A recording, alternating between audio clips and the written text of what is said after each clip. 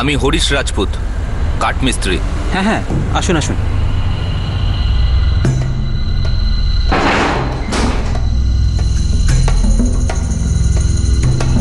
বলুন কি কি জিনিস বানাতে চান আপনি?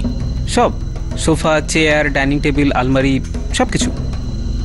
ঠিক আছে, কোন কোন জিনিস কোথায় রাখবেন সেটা আগের থেকে বলে দিন, সেই হিসেবে মাপটা নিয়ে নেব। 1 মিনিট।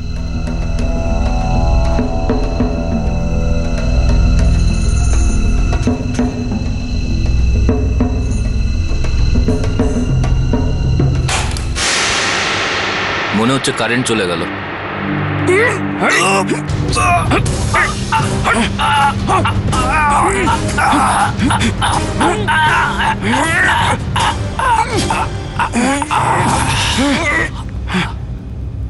একটা ফাঁদ পাতা হয়েছিল। প্রথমে হরিশ রাজপুতকে কাজের অছিলায় ডাকা হয়, তারপর কারেন্ট চলে যায় আর অন্ধকারে একটা অপরাধকে পরিণাম দেওয়া হয়। হরিশ ওই দরজায় কড়া নেড়েছিল ঠিকই, কিন্তু ভিতরে যাওয়ার পর তার সাথে যা হতে চলেছিল দুর্ভাগ্যক্রমে সে হয়তো তা ঘুণাক্ষরেও টের পায়নি। রাতে খাবার খাওয়ার পর মোটামুটি 9:30 নাগাদ ও ঘর থেকে বেরোলো। যখন ও বাড়িতে ফিরছিল না, মোটামুটি প্রায় 11:30টার পর থেকে আমি ওকে টানা ফোন করছিলাম।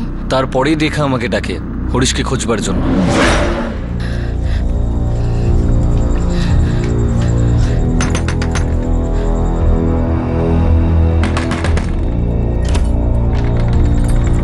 দিদি, তুমি? কি হয়েছে? আশা, হরিশ বাইরে গেছিল, অনেক রাত হয়ে গেল কিন্তু এখনো ফেরেনি। জানি না কোথায় গেছে, ফোনও তুলছে না। ও যাবার সময় বলে গেছিল কোথায় যাচ্ছে? বলেছিল বস্তির কাজের জন্য কারোর বাড়ি যাচ্ছে, 8 ঘন্টার মধ্যে ফিরে আসবে। চলো দেখি গিয়ে।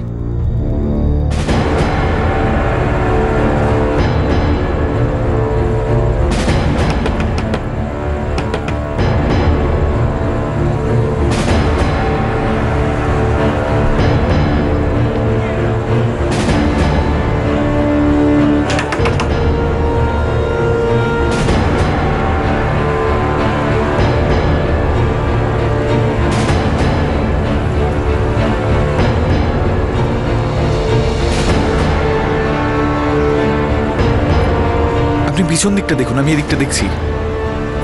আরে রঞ্জিত, হরিশের কোনো খবর পাওয়া গেল? আরে অখিলেশ, আমি সবকটা বাড়ি দেখে নিলাম, হরিশের কোনো খোঁজ পাওয়া যাচ্ছে না। পাশের বস্তিতে একবার দেখি, হয়তো রেখা ভুল শুনেছিল। হ্যাঁ চলো চলো চলো।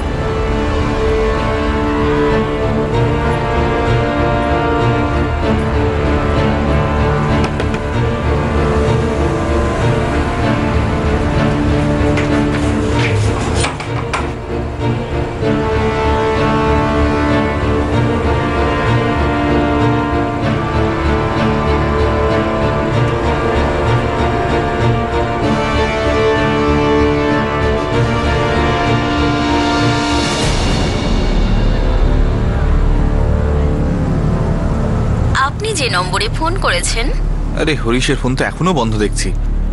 রেখাও কার বাড়িতে গেছিল জানি না, ফোনে কাউকে বারবার বলছিল যে কালকে যাবে। হ্যাঁ, ওই লোকটার নাম্বার লিখে রেখেছে ও।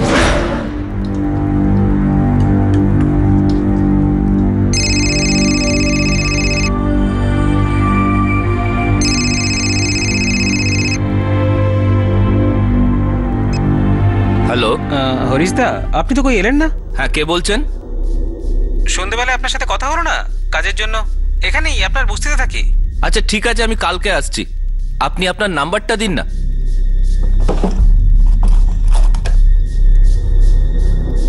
ফোর 567। ঠিক আছে, আমি কালকে ফোন করে যাচ্ছি।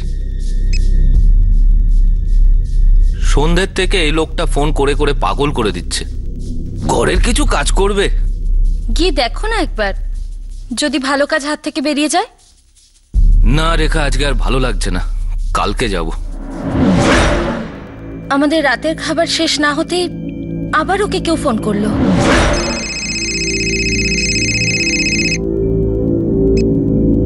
হ্যালো, হ্যাঁ হ্যাঁ, আরে আরে ঠিক আছে আমি যাচ্ছি, ফোনটা রাখুন, আমি যাচ্ছি, 10 মিনিটে পৌঁছচ্ছি। ঠিক আছে, ওকে ওকে। পাগল করে মারলো। রেখা, আমি বেরোচ্ছি, আধ ঘন্টা লাগবে, এই কাছেই আছে।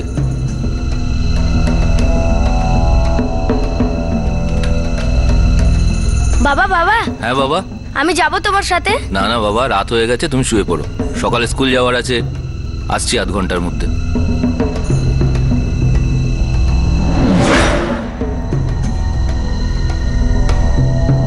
আরে ওই নম্বরটাতেই ফোন করে দেখা হোক না, যেটা হরিশ কাগজে লিখে রেখেছিল। 7878। আপনি যে নম্বরে ফোন করেছেন সেটি এখন বন্ধ আছে। এই ফোনটাও তো অফ। আমিও এই নাম্বারে ফোন করে দেখেছিলাম, তখনও এটা বন্ধই ছিল। আমার তো গন্ডগোল মনে হচ্ছে। তাহলে চলো পুলিশের কাছে যাওয়া যাক। স্যার, আমার বউ আশা রেখার ছোট বোন, আর এ অখিলেশ আমাদের প্রতিবেশী। রেখা দেবী আপনার স্বামী হরিশ রাজপুত, পেশায় একজন কাঠমিস্ত্রি। আগে হ্যাঁ, ও ঠিকানিয়ে কাজ করে। ওর একজন পার্টনারও আছে, বিনোদ কোলতে।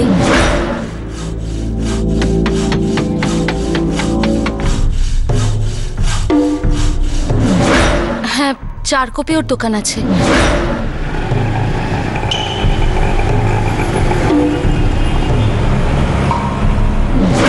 এই পার্টনার বিনোদ কোলতে, ওনার নাম্বারটা বলুন। হ্যাঁ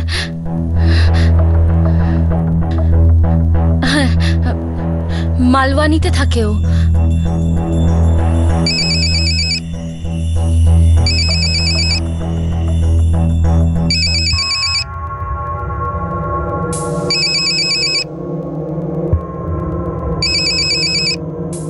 হ্যালো, পিএসআই মোড়ে বলছি, যোগেশ্বরী পুলিশ স্টেশন।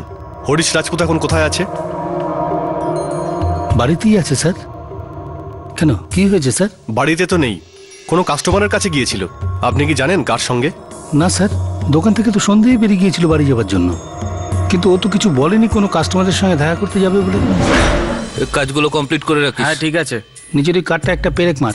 এই শোন, তাহলে আমি বেরোলাম। হ্যাঁ। আমি ওই সাইড টেবিলের কাজটা দেখে নিচ্ছি, ফোম এলে তবে সোফার কাজটা করবো। তুই চলে যা, আমাকে থাকতে হবে, আমি এই কাজটা শেষ করে যাব, দেরি হয়ে গেছে। হ্যাঁ ঠিক আছে। তাড়াতাড়ি কর, তা নাহলে কাস্টমার চেঁচামেচি করবে। নে হাত চালা, তাড়াতাড়ি কর। স্যার, এটাই শেষ কথা হয়েছিল ওর সঙ্গে, কারোর সঙ্গে দেখা করতে যাবে সেরকম তো কিছু বলেনি আমাকে। ঠিক আছে। দেখুন, আপনার স্বামী হয়তো কোনো কাজে আটকে আছে, আমরা সকাল হওয়া পর্যন্ত অপেক্ষা করি। এরকম কখনো হয়নি, রাতে তো ও কখনো কাজই করে না। তাও সকাল না হলে তো আমরা কিছু করতে পারবো না। তদন্ত তখনই শুরু করতে পারবো যখন ওর আর অন্য নাম্বারের কল রেকর্ড পাবো, আর তাতে সময় লাগবে। আর তার মধ্যেই হয়তো ও বাড়ি চলে আসলো।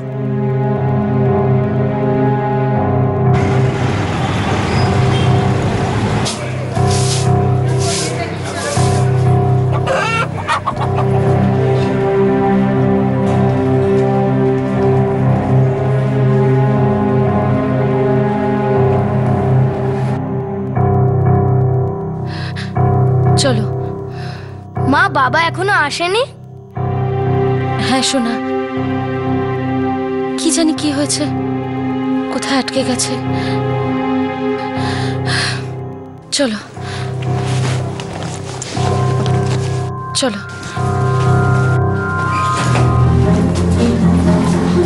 দিদি, জামাইবাবুর কোনো খবর পেলি? না, এখন অব্দি কিছু পাইনি।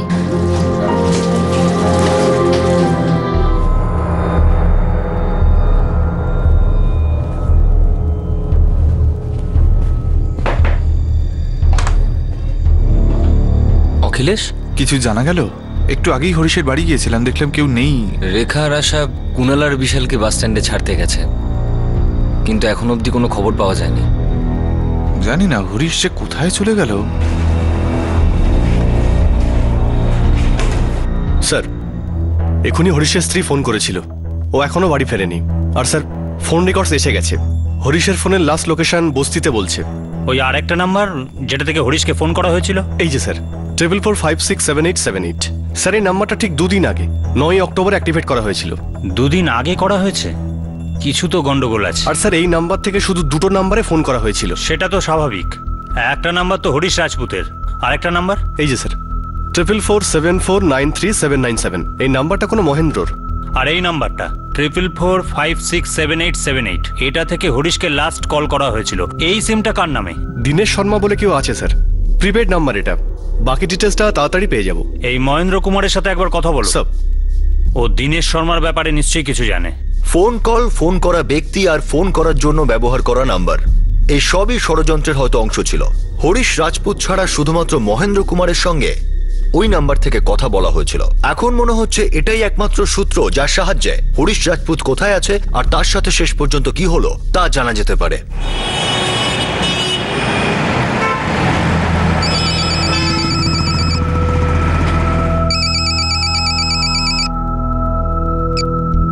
হ্যালো, মহেন্দ্র কুমার। হ্যাঁ বলছি, আপনি কে? পিএসআই মোড়ে বলছি, যোগেশ্বরী থানা। আগে কি ব্যাপার স্যার? আমি কি ওখানে যাব না আপনি থানাতে আসবেন? কিন্তু ব্যাপার কি স্যার? হরিশ রাজপুত কোথায়? এই হরিশ রাজপুতটা কে? আমি জানি না স্যার। হরিশ রাজপুত কাল রাতে দীনেশ শর্মার সাথে দেখা করতে গিয়েছিল, আর ফেরেনি। হ্যাঁ, এই দীনেশ শর্মা লোকটিকে আমি চিনি। ও আমার ভাড়াটিয়া। আজ ও এগ্রিমেন্ট করার জন্য ডকুমেন্টস নিয়ে আমার কাছেই আসবে। এই দীনেশ শর্মাকে? ও দুদিন আগেই 10 তারিখ আমায় ফোন করেছিল, বলল যে আমার একটা ঘর ভাড়া লাগবে। কোথায় আপনার বাড়ি? ওই ভবানীনগর যোগেশ্বরীতে।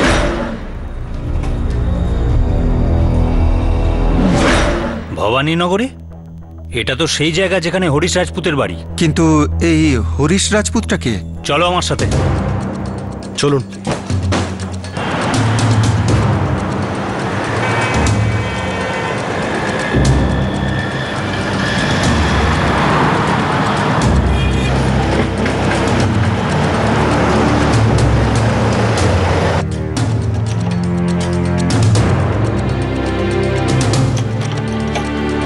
আসলে একটা চাবি আমি ওকেও দিয়েছিলাম। আসুন।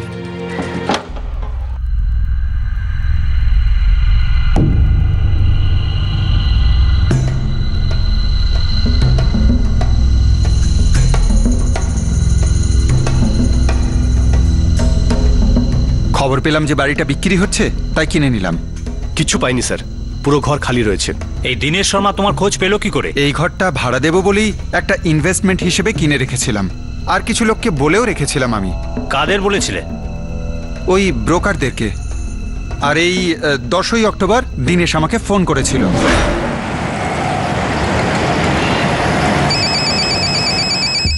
আরে বললো ফোনটা একটু ধরতো। এটা দেখুন। আর আরো একটা আপনাকে আমি দেখাচ্ছি, এইটা। এক মিনিট দিচ্ছি। দাদা, ভবানীনগর বাড়িটার ভাড়ার জন্য কেউ একজন ফোন করেছে। তুই একটু কাস্টমার দেখ। ঠিক আছে, আসছি। তুই দেখিয়ে দে। হ্যালো, মহেন্দ্রবাবু বলছেন? হ্যাঁ বলছি। আপনি কে? দীনেশ শর্মা বলছি। আমি আপনার ভবানীনগরের বাড়িটা ভাড়া নিতে চাই। আপনাকে কে বলেছে? সেরকম কেউ বলেনি, আমি তো একজন ব্রোকারের কাছে খবর পেলাম। ঠিক আছে, 40,000 টাকা ডিপোজিট আর 7,500 টাকা ভাড়া। হ্যাঁ চলবে, আজ থেকেই আমার চাই। না, এভাবে তো হয় না, আগে তো পেপার ওয়ার্কটা করতে হবে। মহেন্দ্রবাবু, আমি একটু সমস্যাতে আছি। আগের ঘরটা আমাকে আজকেই খালি করতে হবে। ডিপোজিট আর 1 মাসের ভাড়া আমি আপনাকে অ্যাডভান্স দিয়ে দেবো, আর তারপরেই আমি শিফট করব। ডকুমেন্টসও একদিনে দিয়ে দেবো। পেপার ওয়ার্কও ঠিক হয়ে যাবে, আপনি চিন্তা করবেন না। ঠিক আছে, এক কাজ করুন, টাকা নিয়ে আপনি সোজা আমার দোকানে চলে আসুন। স্টেশনের একেবারে কাছেই দোকান। হ্যাঁ হ্যাঁ, আমি 2-1 ঘন্টার মধ্যে পৌঁছে যাচ্ছি। দীনেশ আরো একজনকে সঙ্গে এনেছিল, সেটা কে ছিল সেটা তো জানি না। ঠিক আছে, তাহলে মহেন্দ্রবাবু চাবিটা।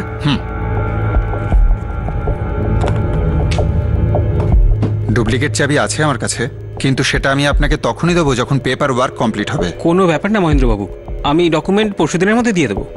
এখানে এসে দিয়ে যাব। ঠিক আছে, চলুন তাহলে পরশু দেখা হচ্ছে। বাই। আজ আসবে বলেছে ও। এই ঘর ভাড়া নেওয়ার পিছনে নিশ্চয়ই কোনো কারণ আছে।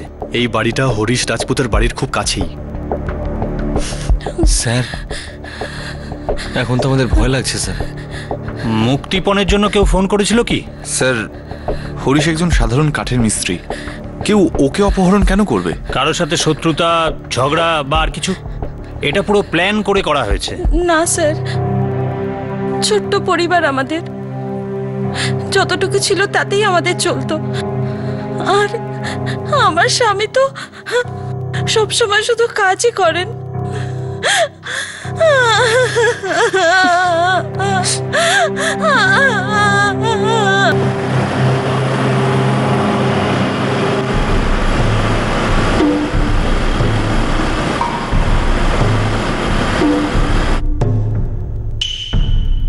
সব থানাতে পাঠিয়ে দাও আর প্রত্যেকটা ফাইল চেক করো। Yes sir.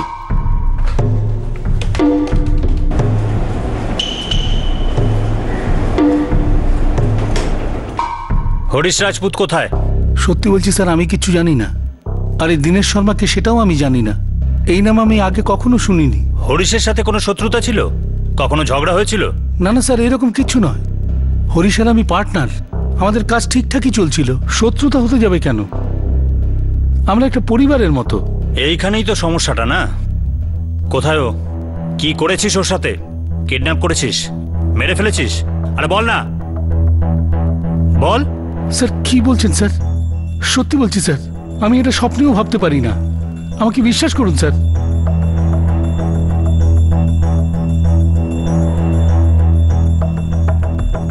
এর নাম্বার সার্ভেলেন্সে দিয়ে দাও। সব। আর ওই দীনেশ শর্মা, ওর নাম্বারের ডিটেলস পাওয়া গেছে? স্যার প্রিপেড সিম ছিল, 2-1 দিনের মধ্যে ডিটেল চলে আসবে। পুরো একদিন হয়ে গেল, এখনো মুক্তিপণের জন্য কোনো ফোন এলো না। এই লোকটা হরিশের বাড়ির পাশেই একটা বাড়ি ভাড়া নিল, আর কাজের বাহানায় ওকে ওর বাড়িতে ডাকলো। আমার তো ভয় হচ্ছে কোনো অঘটন ঘটে যায়নি তো। স্যার মহেন্দ্রকে ডেকে দিনেশের স্কেচ বানাবো? ডেকে নাও। সব।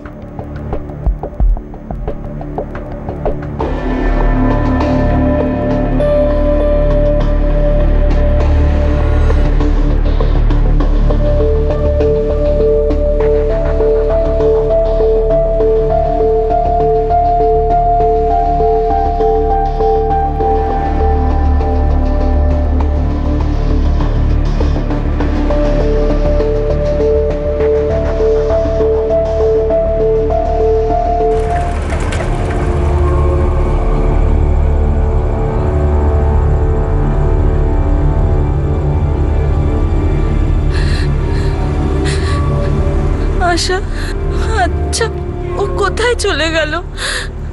দিদি, আমার মন বলছে জামাইবাবু ঠিক আছে আর খুব তাড়াতাড়ি ফিরে আসবে। এমন কোথায় চলে গেল?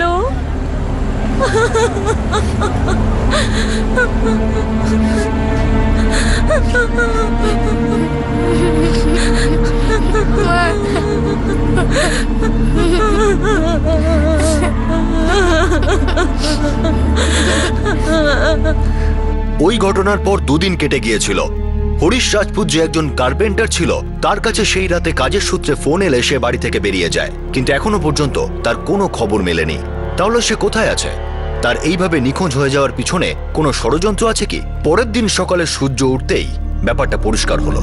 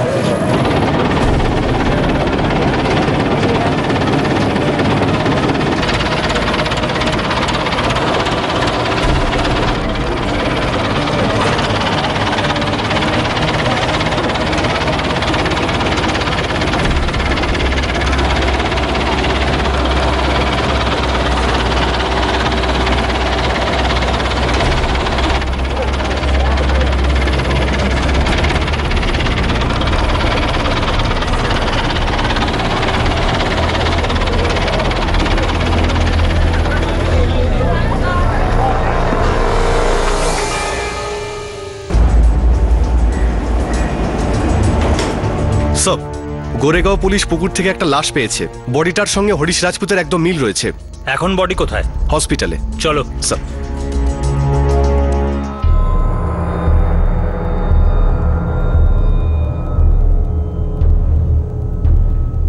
বডি অনেকটা পচে গেছে।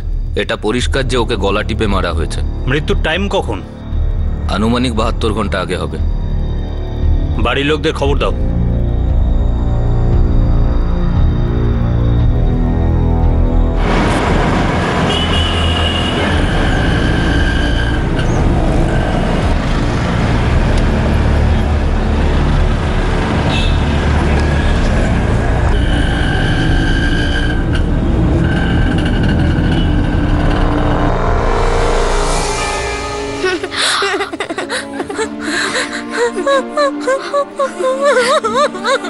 বাবা, বাবা,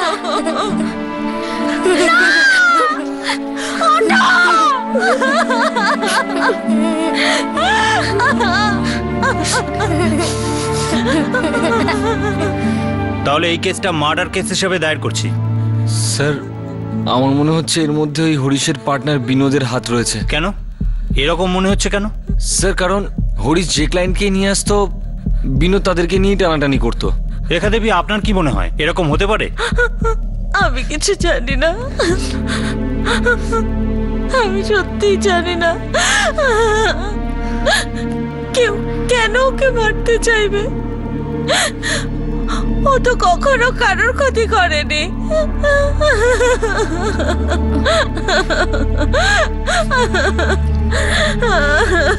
স্যার আর কি বলবো স্যার, আমি আপনাকে আগেই বলেছিলাম আমাদের মধ্যে কোনো শত্রুতা ছিল না স্যার। গত 3 বছর ধরে আমরা একসাথে কাজ করছি। কিন্তু হরিশ তো এখন আর নেই, মানে ওর সব কাস্টমার এখন তুই পাবি। স্যার আমার কাস্টমারের কোনো অভাব নেই, ভগবানের আশীর্বাদে আমার অনেক কাজ আছে। আমরা পার্টনার এই জন্য হয়েছিলাম যে কাজ যাতে কিছু ভাগ করে নেওয়া যায়। ও আমার খুব ভালো বন্ধু ছিল, আমি এসব কিচ্ছু করিনি স্যার। তাহলে তুই বল ওর খুন আর কে করতে পারে? জানি না স্যার। হরিশের কোনো কাস্টমারের সাথে ঝগড়া হয়েছিল বা শত্রুতা ছিল? না, এটা তো কিছু জানি না আমি। ঠিক আছে, হরিশের সব কাস্টমারের লিস্ট আমাকে দিবি।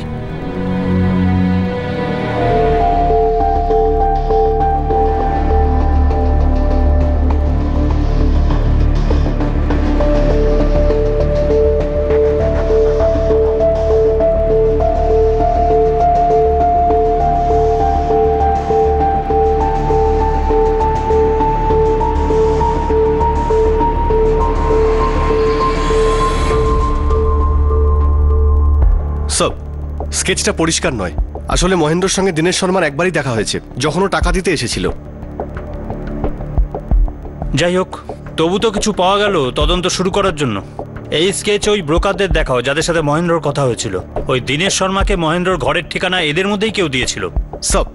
আর হ্যাঁ, ওই সিম কার্ডের পেপারগুলোর কি হলো যার ব্যবহার দীনেশ করছিল? স্যার হয়তো কালকের মধ্যে পেয়ে যাব। ওই সেলফোন কোম্পানি একটু দেরি করাচ্ছে। সবার কল রেকর্ডের ডিটেল বার করো। রঞ্জিত পারমার, আশা পারমার আর প্রতিবেশী অখিলেশ, এমনকি হরিশের বউ রেখারও। আপনার কি ভেতরের কেউ জড়িত আছে বলে সন্দেহ হচ্ছে? এই পার্টনারের বিষয়টা একটু দুর্বল, অন্য কোনো কারণ আছে। এই দীনেশ শর্মার কোনো প্রাইভেট মোটিভ যদি না থাকে, কারণ না কারোর লাভ তো নিশ্চয়ই হয়েছে।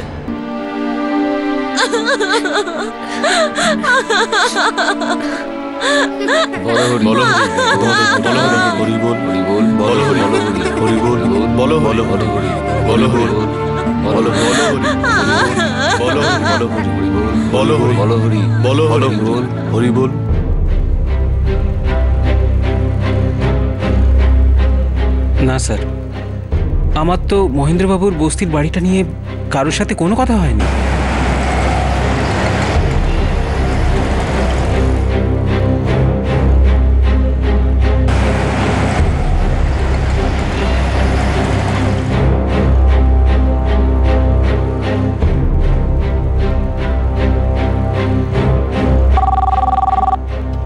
হ্যালো, জগদীশ বলছি। মোড়ে বলছি।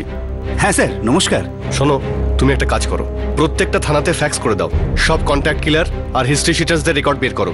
হয়তো দীনেশ শর্মাকে এদের মধ্যে পেয়ে যেতে পারি। ঠিক আছে স্যার।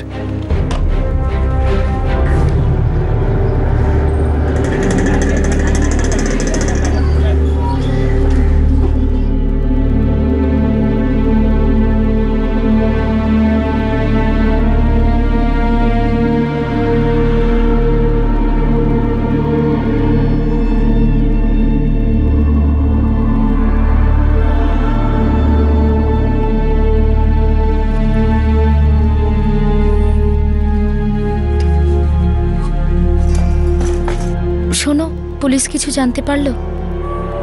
না, এখনো অবধি কিছু না।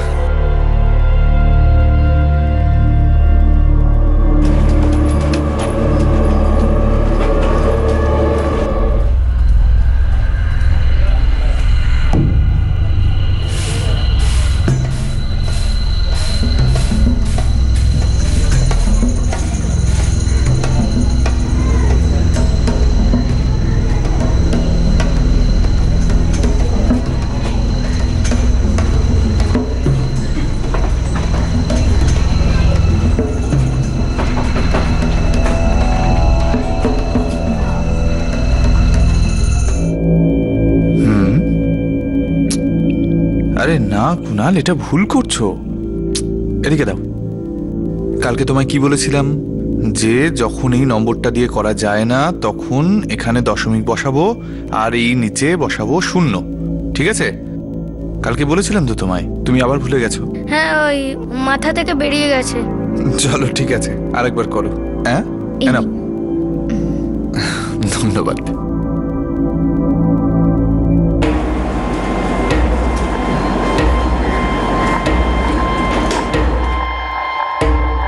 রঞ্জিত আসলে একটা ফ্যাক্টরিতে কাজ করে।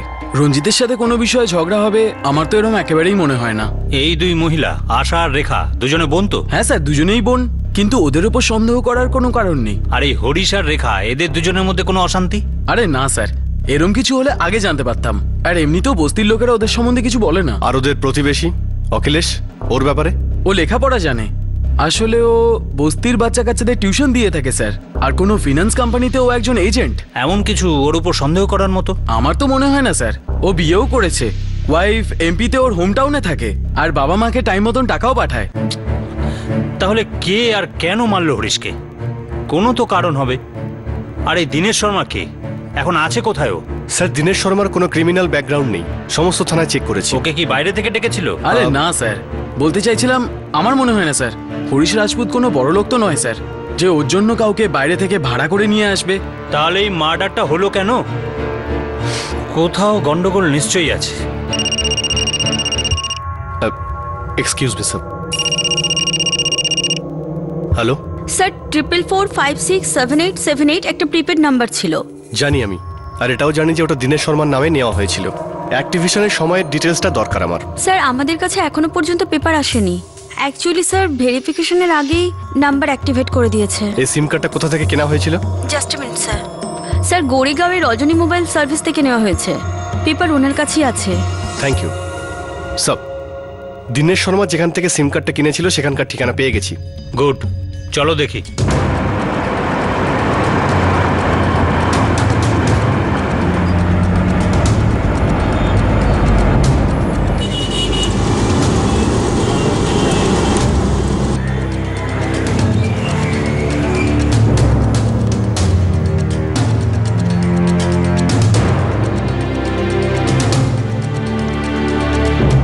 স্যার, এই সিম কার্ডটা 9ই অক্টোবর বিক্রি হয়েছিল।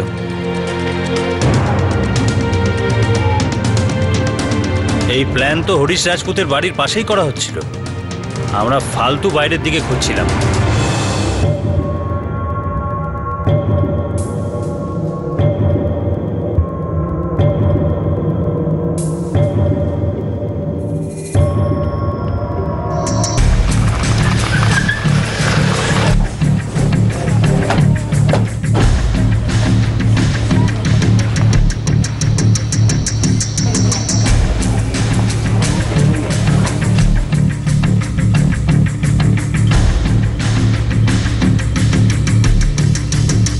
স্যার, এই বাড়িটা তো রঞ্জিত পারমানের।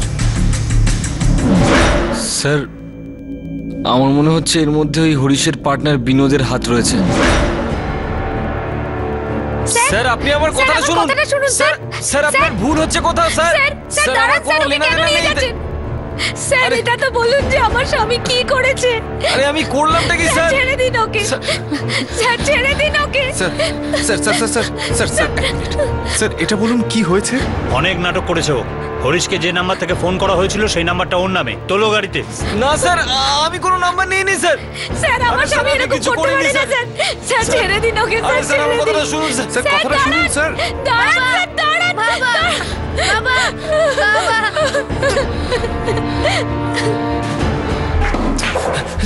স্যার স্যার আমি কিচ্ছু করিনি স্যার। রঞ্জিত, স্যার আমি তোমার শালীর স্বামী হরিশ রাজপুত কেন মারলে ওকে? স্যার আপনাদের কোথাও ভুল হচ্ছে স্যার, আমি কাউকে মারিনি স্যার। চল মেনে নিলাম তুই মারিসনি, তাহলে কে মেরেছে? দীনেশ শর্মা? না না না স্যার, আমি তো এটাই বুঝতে পারছি না যে আপনারা আমার পিছনে কেন পড়ে আছেন। কারণ সিম কার্ড কেনার সময় তোমার রেশন কার্ড দেওয়া হয়েছে, এখানে দীনেশ শর্মার নামটা ভুয়ো ভাবে দেওয়া হয়েছে। হয় দীনেশ শর্মা তোমার বন্ধু, নাহলে সব কিছু মিথ্যে। এই হত্যার পিছনে আসল খেলোয়াড় তুমি। না স্যার, মায়ের দিব্যি বলছে স্যার, আমি কিচ্ছু জানি না। আর এসবের মধ্যে আমার রেশন কার্ড কি করে এলো আমি জানি না, আমি এসব কিছু করিনি স্যার।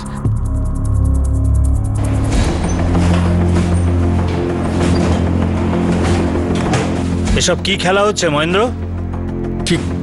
কি খেলা স্যার? সেটাই যেটা দীনেশ শর্মাকে সামনে রেখে করা হচ্ছে। সত্যি কোনো দীনেশ শর্মা আছে না ওই রঞ্জিত পারমারই সব? এবার বুঝতে পারলে কি হচ্ছে খেলাটা? না স্যার, কিন্তু এই রঞ্জিত পারমারকে আমি জানি না স্যার। স্যার আমার খুব বড় ভুল হয়ে গেছে স্যার, যে আমি আমার বাড়িটা কোনো পেপার ওয়ার্ক ছাড়া, কোনো কিছু পুলিশ ভেরিফিকেশন ছাড়াই ভাড়া দিয়ে দিয়েছি। ব্যাস, এই মার্ডারের ব্যাপারে আমি কিচ্ছু জানি না স্যার, সত্যি বলছি, বিশ্বাস করুন। ভালো কথাই বলছি, সত্যি কথাটা বলে দাও। যদি দেখি তোমার কথা একটাও মিথ্যে বেরোচ্ছে তো 10 দিন লক আপে ঝুলিয়ে রাখবো এখানে, বুঝেছো? স্যার আমি আমার বউ বাচ্চার দিব্যি খেয়ে বলছি স্যার, আমি যা যা বলেছি সব সত্যি বলেছি। স্যার আমি জিজ্ঞেস করে করে হাঁফিয়ে গেছি, কিন্তু রঞ্জিত পারমার সেই একই কথা বলে যাচ্ছে। আমার মনে হচ্ছে ওকেও ভুল সন্দেহ করা হচ্ছে। হতে পারে, একে দেখেও তেমন কিছু লাগে না। স্যার লোকটা যদি এতটাই চালাক হতো তাহলে সিম কার্ড কেনার সময় রেশন কার্ডটা দিত না। একটা প্রশ্ন হলো, হরিশ রাজপুতকে মারার জন্য কেউ এত বড় প্ল্যান কেন করবে? মনে হয় না রঞ্জিত পারমার এতে জড়িত। ছেড়ে দাও ওকে। স্যার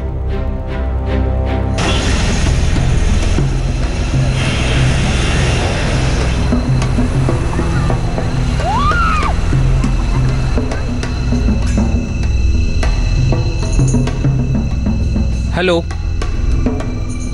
আশীর্বাদের আংটি কিনতে হবে তো? আচ্ছা আচ্ছা ঠিক আছে, আমি ওয়েট করছি, তুমি তাড়াতাড়ি এসো। এবার প্ল্যান একদম ঠিকঠাক যাচ্ছে, বেশি অপেক্ষা করিও না কিন্তু প্লিজ। ঠিক আছে।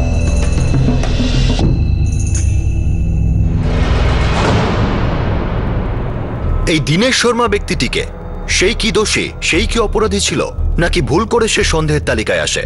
পুলিশ অপরাধের গভীরে প্রবেশের চেষ্টা করছিল। এই অপরাধের আসল উদ্দেশ্য এখনো জানা সম্ভব হয়নি। এটা কি নিজেদের মধ্যে ঝামেলার ব্যাপার ছিল নাকি অন্য কোনো ব্যাপার? হরিশ রাজপুতকে কাজের নাম করে ডেকে ফাঁদে ফেলা হয়, হয়তো সেখানেই তাকে খুন করে তার লাশ পাচার করা হয়।